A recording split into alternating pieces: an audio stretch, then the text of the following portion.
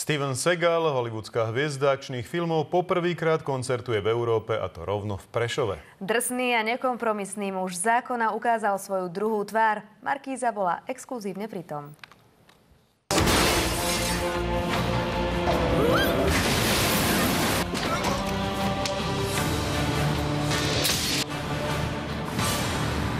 V boji za spravodlivosť nedal súperom žiadnu šancu. Kto mal šťastie, prežil. No v Prešove sa tento charizmatický muž predstavil s bluesovou kapelou. I started the martial arts almost 50 years ago, but I even started music before that.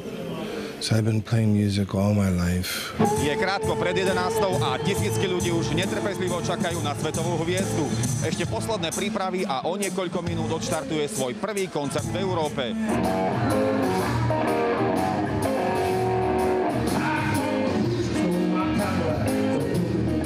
Albert Collins and all these superstar blues legends, and a lot of them were funny people. They loved to write funny songs and make people laugh. Pište spieva geniálne. Ohúril Prešov a ohúril všetky, napriek tomu, že sme čakali osobnosť iného charakteru, toho bojového. I've been invited to Slovakia every year for many years.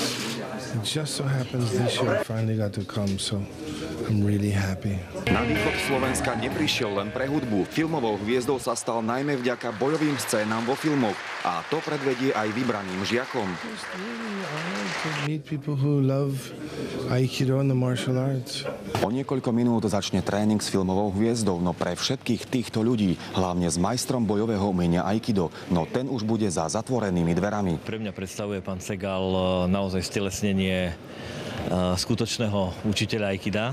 So I hope to come back every year. Peter Žatko, televízia Markíza.